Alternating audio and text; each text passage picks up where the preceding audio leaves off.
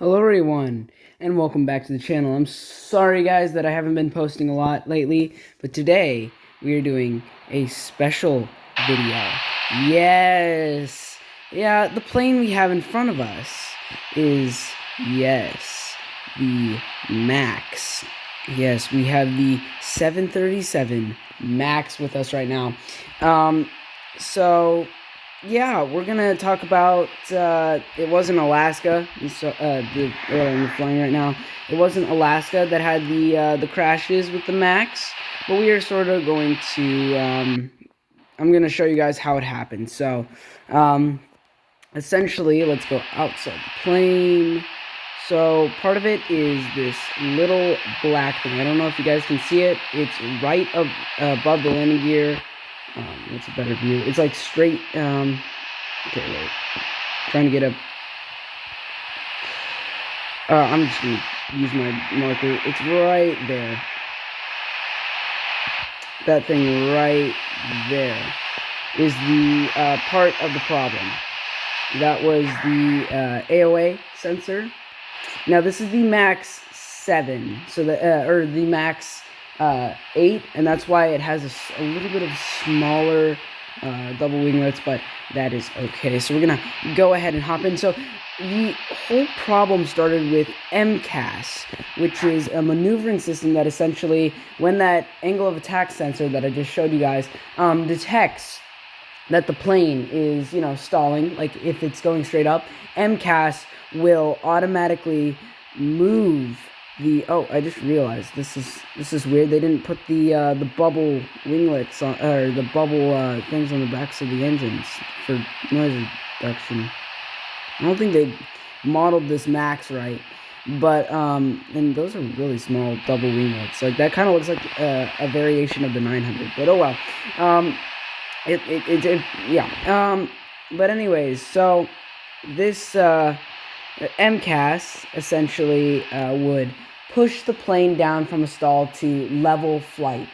It had control over the stabilizer right here, so not the vertical one that has the logo on it, but the flat ones, the rear wings.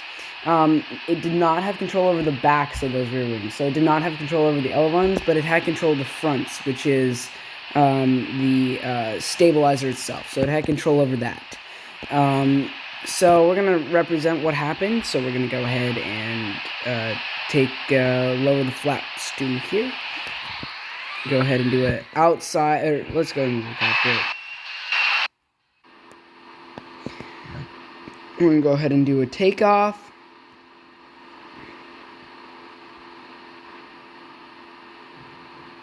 Here we go. Yes. Oh, geez, there he is. Alright, let's go ahead and rotate.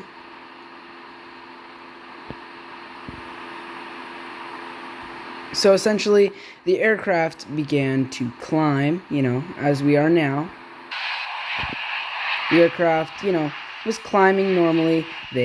But except, what the heck?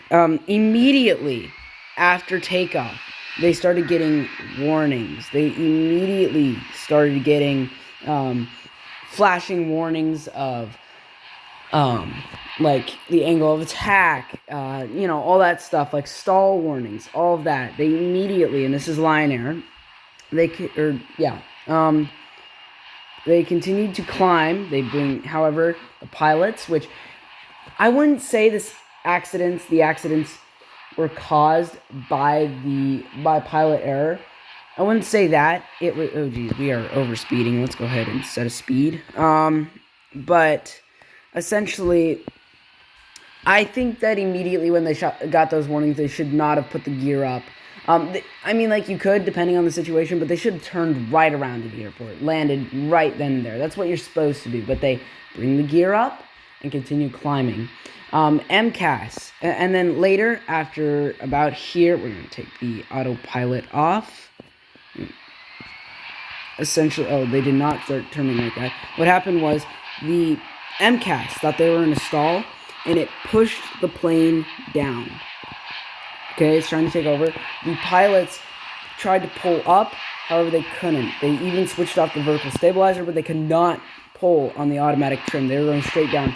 They were able to level it off, and they began to climb again, but immediately it went back down. And MCAS had its power back. And that's what happened. So it crashed due to MCAS. And I love flying a plane like this. It looks cool. But anyways, there was no solution once MCAS was faulty.